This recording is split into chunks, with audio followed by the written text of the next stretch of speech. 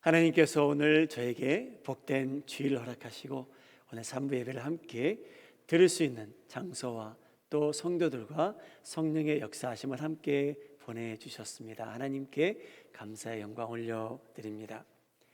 지난주 말씀, 본문 말씀은 마가복음이었는데 이번 코비드-19 사태를 통하여 하나님의 새로운 역사하심은 여러분 이 세상에서 이제 시작되었습니다. 하나님께서 그 많은 나라들을 대상으로 사업체와 또 공동체들, 사회적으로, 종교적으로 모든 분야에서 저희가 갱신하셨으면 하고 교회도 다름없이 개혁을 요구하고 계신다는 말씀을 들었습니다. 하나님께서는 저희가 교회로서 갱신하고 하나님의 새로운 역사하심에 그 은혜를 받을 만한 합당한 그릇이 되기 원한다고 말씀을 드렸습니다. 사랑하는 여러분, 하나님의 새로운 역사는 시작되었습니다.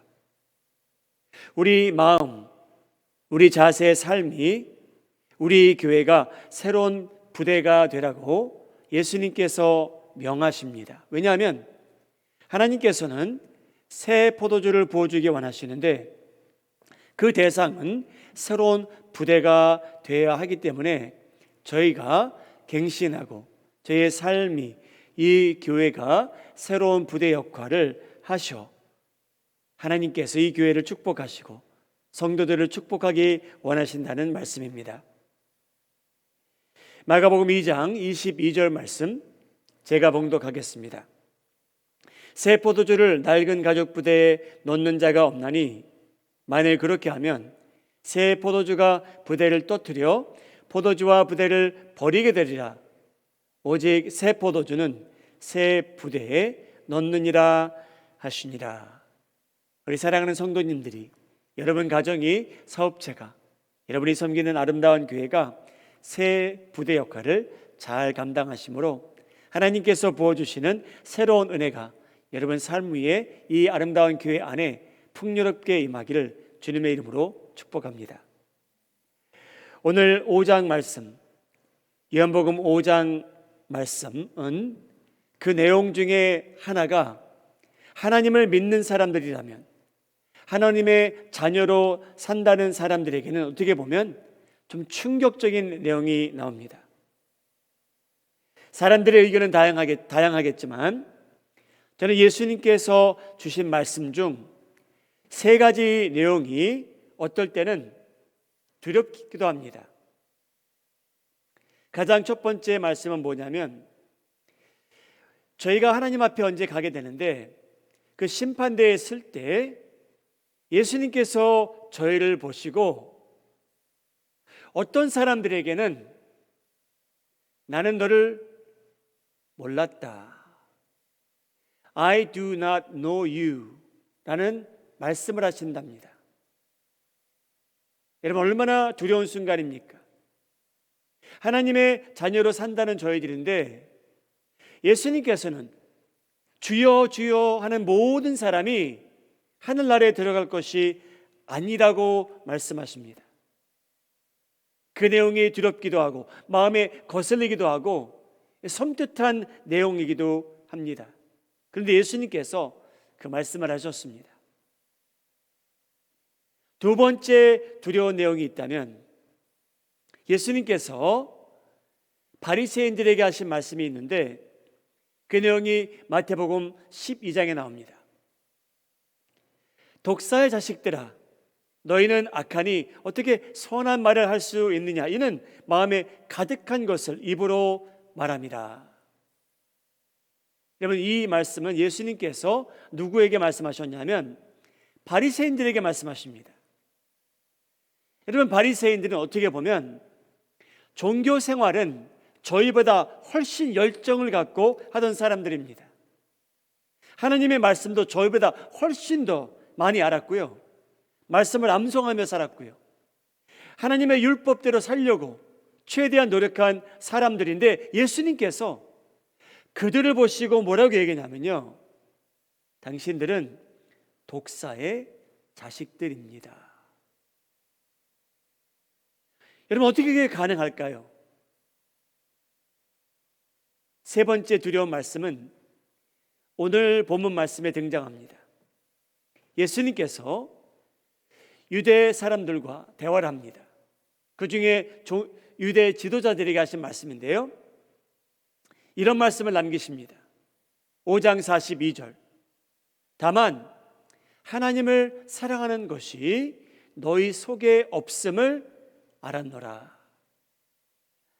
여러분, 이 내용도 유대인들에게 말씀하십니다. 하나님의 말씀을 잘 알던 사람들에게, 자신들이야말로 하나님의 자녀라고 믿고 살아가던 사람들에게 예수님께서 뭐라고 말씀하시냐면, 여러분, 제가 여러분들을 보니 여러분들에게는 하나님을 사랑하는 마음이 없습니다 라고 예수님께서 일방적으로 그런 판결을 내리십니다.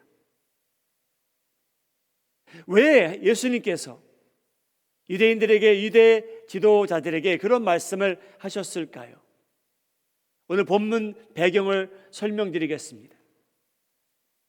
어떤 사람이 38년 동안 병을 앓던 사람이 병 고침을 받기 위해 예수님을 만나게 됩니다. 그런데 하필이면 여러분, 그날이 안식일입니다. 그런데 그럼에도 불구하고 예수님께서는 그 병든 자를 고쳐주십니다. 여러분, 저희는 3시간 반만 알아도 인생이 원망스러운데 이 사람은 38년 고생했습니다. 그래서 예수님께서 이 사람의 병을 고쳐주시는데 그것을 목격한 유대인들이, 유대인 지도자들이 어떻게 해야만 합당한 반응을 보이는 겁니까? 함께 기뻐해 주었어야 되는데, 38년 동안 앓던 사람이 병 고침을 받게 된 것을 목격한 사람들이 함께 기뻐해 주지도 않고, 그 중에 지도자들은 여러분이 병 고침을 받은 사람을 욕하는 내용이 나옵니다. 요한복음 5장 9절 말씀, 그 사람이 곧 나와서 자리를 들고, 여러분 그 맷을 들은 겁니다. 자리를 들고 걸어가니라. 이날은 안식일이니 유대인들이 병 나은 사람과 함께 기뻐하며 하나님을 찬양하였노라 라고 나오지 않고, 병 나은 사람에게 이르되 안식일인데 내가 자리를 들고 가는 것이 옳지 않다. 이 반응을 보신 예수님께서 유대인들에게 말한 것이 뭐였냐면요, 당신들은 하나님을 사랑하는 것이 마음속에 없습니다 라고 정의를 내리십니다. 요한복음 5장 42절 다시 읽겠습니다. 다만 하나님을 사랑하는 것이 너희 속에 없음을 알았노라. 여러분, 저희도 하나님의 자녀라는 확신을 갖고 사는 사람들입니다. 만일 예수님께서 저의 삶을 보시고 평가하실 때 너는 하나님을 사랑하는 마음이 없단다, 만일 저희가 그 말씀을 예수님을 통해 듣는다면 여러분, 얼마나 충격적일까요? 여러분, 저희는 새로운 시대에 지금 들어가 살고 있습니다. 어느 시대냐면요, 코비드-19 시대라는 시대입니다. 여러분, 이 시대의 신앙생활하는 저희는 누가 저희를 지켜보지도 않습니다. 일주일에 한 번 만나는 사람들도 이제 거의 없어졌습니다. 사람들을 만나지 않아도 되고 예배의 자리를 찾아가지 않아도 되는 이 시대에 사는 저희들, 누가 저희를 영적으로 챙겨주는 것도 아니고 우리가 어떻게 살아가는지 저 잘 될 수 있도록, 잘할 수 있도록 챙겨주지도 않고 잔소리하지도 않는 이 시대에 여러분, 저희가 하나님과 사람들을 향한 사랑이 식고 있지는 않나 저희는 더 주의하며 살아야만 합니다. 혹시나 아무도 간섭하지 않기에 내 사랑이 식어가고 있지는 않나. 오늘 함께 예배드리는 모든 성도님들, 제가 세 가지 질문을 드리며 비교해 드릴 텐데, 여러분의 사랑이, 하나님을 향한 사랑이, 성도들을 향한 사랑이 새로워지는 역사가 나타나기를 예수님의 이름으로 축복합니다. 여러분, 질문하겠습니다. 비교해 드리겠습니다. 이 예수라는 분이 계신데 그는 나에게 어떤 존재인가? 그저 흥미스러운 대상인가? 아니면 나는 그를 인격적으로 여기며 나의 사랑 대상인가? 여러분 생각은 어떻습니까? 예수님은 여러분들에게 어떤 분이십니까? 그저 흥미스러운 대상인가요? 아니면 여러분의 사랑 대상입니까? 예수님께서는 유대인 지도자들과 대화하면서 세례 요한에 대한 말씀을 꺼내십니다. 요한복음 5장 35절. 요한을 어떻게 비교하셨냐면요, 요한은 켜서 비추이는 등불 같다이라 너희가 한때 그 빛에 즐거이 있기를 원하였거니와. 이런 때가 있었답니다. 예수님께서 세례 요한을 설명해 주시는데 이 사람은 등불처럼 잠시 비쳤답니다. 이 세례 요한 희한한 사람이었죠. 그 사회를 떠나서, 도시를 떠나서 광야로 돌아가 삽니다. 복장도 희한합니다. 먹는 것도 보통 사람이 먹는 게 아니고 꿀하고 메뚜기를 먹으며 삽니다. 보기는 너무나 희한한데 그 사람이 말씀을 증거하면 하나님의 감동이 사람들에게 임해서 어떤 사람들은 그를 통해서 세례받기 원했다라고 성경은 기록합니다. 신기한 존재였죠. 여러분, 반딧불 보신 적 있습니까? 라이트닝 버그라고 하죠. 얼마나 희한합니까, 여러분? 그 어두운 밤에 불을 발휘합니다. 빛을 발휘합니다. 너무나 흥미스럽습니다. 여러분, 세례 요한은요, 많은 사람들에게 불을 비춰줬지만 일시적으로 사람들은 즐겨 여겼다라고 예수님께서 말합니다. 오래가지 못했다는 겁니다.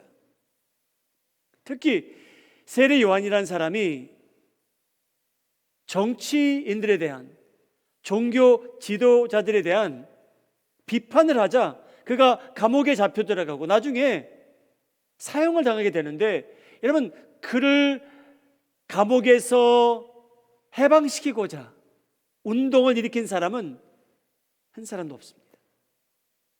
그가 죽기 전에 그를 방어하는 사람도 한 사람도 없습니다. 흥미스러운 대상이었죠. 그리고 사라져버리고 맙니다. 여러분, 흥미스러운 일은, 취미는 시간이 지남에 따라 그 흥미스러움은 점점 사라지기 마련입니다.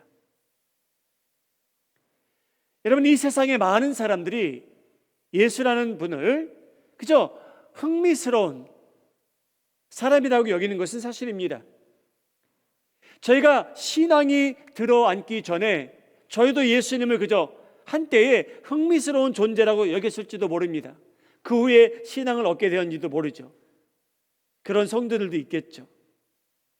그런데 여러분, 저희가 오늘 예수님께서는 유대 사람들을 보고 하나님을 사랑하는 마음이 없다라고 하실 때는 이유가 있습니다.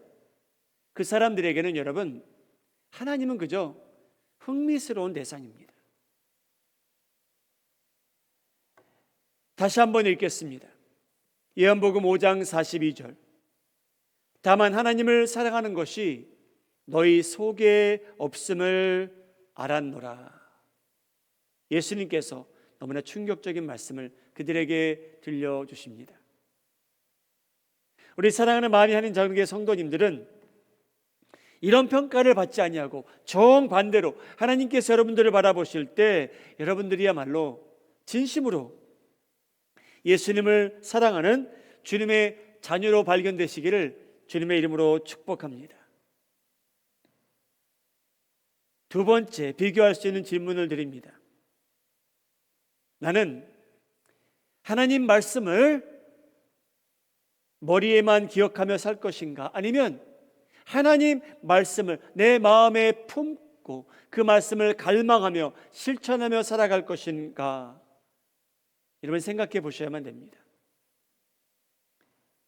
예수님께서는 병든 자를 고쳐주십니다. 유대 지도자들은 기뻐하지도 않습니다. 예수님 말씀을 믿지도 않습니다. 예수님께서 유대 지도자들에게 이 말씀을 던지십니다. 38절. 그 말씀이 너희 속에 거하지 아니하니 이는 그의 보내신 자를 믿지 아니함이라. 여러분, 예수님께서요 누구한테 이 말씀을 던지시냐면요 유대인 지도자들입니다. 그 사람들은 하나님 말씀을 잘 알았던 사람들이죠.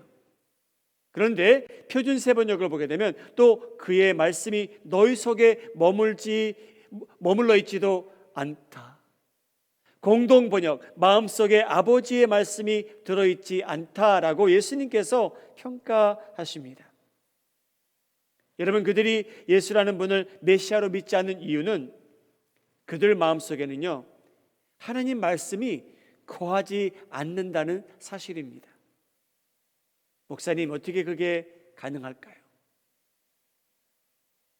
예수 당신은 어떻게 우리 마음속에 하나님 말씀이 거하지 않는다고 말할 수 있습니까? 너무나 아이러니한 이야기입니다. 예수님께서는요 이 아이러니한 것을 인정하십니다. 39절 제가 읽겠습니다. 예수님께서 대화하는 그들에게 이렇게 말씀하십니다.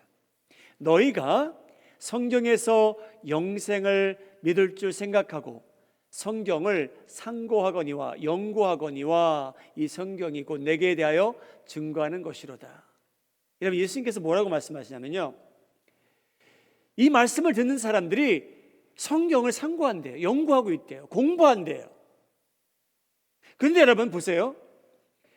하나님의 말씀을 공부하는 사람들이 예수님 앞에 있는데 예수님께서는 하나님 말씀이 그들 마음속에 없답니다. 너무나 아이러니하지 않습니까? 상반되는 내용 아닙니까? 유대인 지도자들은 성경 말씀을 그렇게 공부하고 살고 있는데 예수님께서 보실 땐 말씀이 마음속에 없다는 거예요. 여러분, 그게 어떻게 가능합니까? 왜 예수님께서 그런 말씀을 하실까요? 사랑하는 여러분, 구약을 공부하던 그 많은 지도자들, 유대 지도자들이 얻은 것은 있습니다. 많은 지식을 얻게 됩니다. 여러분, 그들은 그 성경 지식을 가지고요 어떻게 신앙생활을 했냐면요 나는 이 성경 지식을 소유하기에 다른 사람들보다 영적으로 우수하다는 생각, 그 교만이 머리 안에, 마음 안에 들어앉게 됩니다. 자기가 더 우수하다는. 나는 꼬박꼬박 기도하고요 저는 꼬박꼬박 11조 내고요. 여러분, 이 지식을 가진 사람들이 다른 사람들을 정죄하며 다른 사람들을 업신여기며 살아가는 모습이 구약의 신약에 여러 차례 등장합니다. 다른 사람들의 잘못만 지적하는데 전문인들이 되고 맙니다. 성경 지식을 가지고 따지는 데 익숙해집니다. 자기들이 소유한 성경 지식을 가지고 예수님의 말씀에 꼬투리를 잡아 고소하고 정죄하고 이 예수라는 사람을 핍박하며 죽이기까지 원합니다. 요한복음 5장 16절 그러므로 안식일에 이러한 일을 행하신다 하여 유대인들이 예수를 박해하게 된지라. 18절 말씀, 유대인들이 이로 말미암아 더욱 예수를 죽이고자 하더라. 목사님, 어떻게 그런 일이 일어납니까? 이 사람들은 성경 지식이 많은 사람들인데 이 사람들은 은혜를 한 번도 못 받습니다. 예수님 잡기 원하고요 죽이기 원합니다. 여러분, 왜 그렇습니까? 여러분, 그들은 성경 지식은 많았습니다. 성경 지식이 머리에 고여있는 그 사람들인데, 사랑하는 여러분, 성경 지식은 자신이 순종할 때까지 여러분들 삶 속에 변화를 일으킬 수 없습니다. 저희가 소유한 성경 지식이 여러분들이 순종하기 전에는 생명을 줄 역할을 충분히 하지 못합니다. 그 성경 지식을 저희가 가지고 순종하며 실천하지 않으면 하나님의 말씀이 머리에는 고여 있을지 모르지만 저희 마음속에 내려오는 일이 없다는 사실을 예수님께서 그들에게 지적해 주십니다. 그들은 성경 지식은 풍부했지만 그 지식이 머리에서 할투로 내려오지 않은 상태에서 자기 나름대로 신앙생활 한다고 떠들던 그러한 사람들입니다. 그러다 보니 예수님께서 그들에게 여러분은 하나님을 사랑하는 마음은 없습니다. 라는 놀라운 말씀을 하시게 됩니다. 우리 사랑하는 마음이 하는 정의의 성도님들, 제가 죄송한 말씀을 잠시 드리겠습니다. 여러분, 코비드-19 시대에 사는 저희들은요, 영적 건강을 위해서 여러분들이 스스로 더 찾아 드셔야만 되는 때입니다. 모든 것이 쉽게 공급되는 그런 때가 아니고요, 이 코비드-19 시대가 저희에게 소개한 것이 무엇이냐면, 기독교인들은 지금까지 저희가 필요한 것을, 모든 것을 통해서 공급을 받은 것은 당연한 일이고 중요한 일이지만, 이런 시대에 들어간 저희들, 하나님께서는 저희에게 갱신하라고 합니다. 저희가 영적 영양 섭취를 저희가 찾아서 하는 부담이 저에게 더 커진 상태에서 저희는 신앙생활하게 되는 겁니다. 사랑하는 여러분, 여러분 삶 속에 머리에서 마음으로 내려오는 그 진리의 말씀은 여러분들이 찾아 갈망하고 기다리고 기대하고 여러분들이 스스로 찾은 진리가, 성경의 진리가 훨씬 더 오래 갑니다. 여러분들에게 더 큰 임팩트를 남깁니다. 물론 다른 사람들이 줄 수도 있겠지만, 유대의 지도자들은 지식이 부족해서 예수님께서 그들을 탓하신 적 없습니다. 그러나 지식이 많다고 하는 그 사람들이 마음으로, 행동으로 실천하지 않았기에 예수님께서는 그들을 보고 당신들은 하나님을 사랑하는 사람들이 아닙니다. 우리 마음이 하는 장로의 성도님들, 여러분의 신앙의 건강은 다른 사람들의 많은 도움을 받되, 코비드-19 시대에 사는 저희들, 여러분 특별히 자신을 위해서, 영적 건강을 위해서, 성장을 위해서, 성숙을 위해서라면 영적으로 챙겨 드시는데 또 신경을 쓰시며 섭취하며 살아가시기를 주님의 이름으로 축복합니다. 마지막으로 비교하겠습니다. 왜 예수님께서는 그 사람들을 보고 당신들은 하나님을 사랑하는 마음이 없어 라고 했을까요? 여러분은 사람들로부터 칭찬과 영광을 받는 것을 더 선호하며 살아가십니까? 아니면 하나님께로부터 오는 칭찬과 영광을 더 사모하며 사십니까? 여러분, 유대 지도자들은요, 종교 지도자들까지 포함해서 정치인들입니다. 사람들의 의견에 따라서 움직입니다. 그리고 사람들을 조절합니다. 정치인들이 하는 거겠죠. 예수님께서 유대인 지도자들에게 말씀하십니다. 44절, 너희가 서로 영광을 취하고 유일하신 하나님께로부터 오는 영광은 구하지 아니하니 어찌 나를 믿을 수 있느냐. 여러분, 그들 마음속에는 하나님을 기쁘게 하는 것보다, 하나님으로부터 칭찬받는 것보다 사람들의 칭찬과 그들을 통해서 영광받기 원했다고 예수님께서 말씀하시고, 그렇게 살면 하나님을 알아갈 수 없다는 겁니다. 여러분, 신앙생활 하는데 그만한 용기가 저희가 필요합니다. 예수님의 말씀을 듣고 예수님께서 행하시는 그 사역을 통해 많은 사람들이 치유받고 귀신 쫓임도 받고 그 많은 사람 중에 지도자들도 은혜 받은 사람들이 있다고 합니다. 요한복음 12장 42절. 그러나 관리 중에도 그를 믿는 자가 많되 바리새인들 때문에 드러나게 말하지 못하니 이는 출교를 당할까 두려워함이라. 그들은 사람의 영광을 하나님의 영광보다 더 사랑하였더라. 그때나 지금이나 하나님께서 저에게 주시는 칭찬보다는 세상을 통해서 받기 원하는 칭찬, 영광이 크다는 그런 말씀이죠. 우리 신앙생활 하시는데 하나님께서 여러분들에게 주시는 용기가 임하기를 예수님의 이름으로 축복합니다.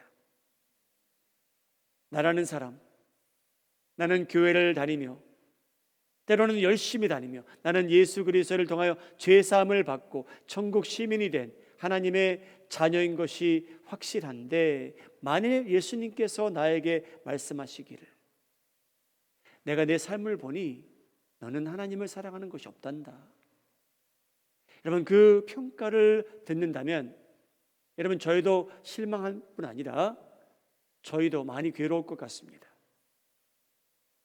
우리 마음이 하는 자유의 성도님들, 고민하시고 기도하시고 결정하시기 바랍니다. 예수라는 분은 나에게 어떤 분인가? 그냥 흥미스러운 대상인가? 아니면 내가 알고 싶어하고 만나기 원하고 교제하기 원하는 그러한 사랑의 대상인가?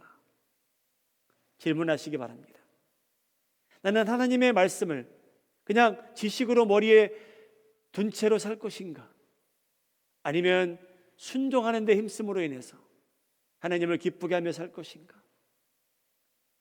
여러분, 마지막으로 나는 사람들의 칭찬과 영광을 사모하며 살 것인가? 아니면 하나님께서 예비하신 칭찬과 영광을 기대하며 갈망하며 살 것인가? 사랑하는 여러분, 이 세 가지 질문을 통해서 여러분의 삶은 예수님께서 보실 때 너는 하나님을 사랑하는 마음을 가진 자라 라고 칭찬받고 축복받고 어디에 계시든지 하나님의 사랑이 여러분들을 통해서 다른 사람들에게 전달되는 역사가 나타나기를 예수님의 이름으로 축복합니다. 기도하시겠습니다.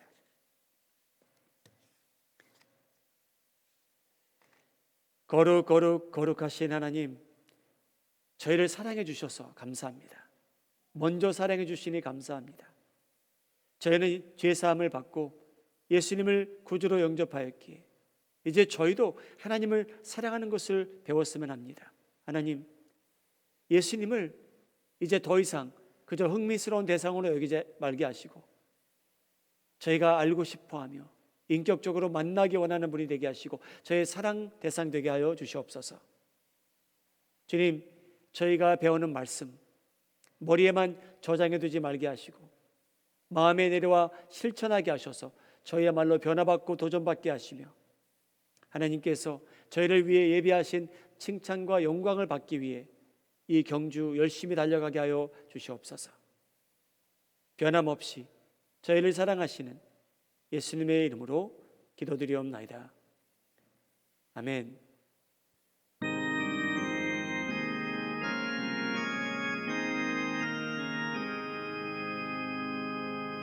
만복의 근원 하나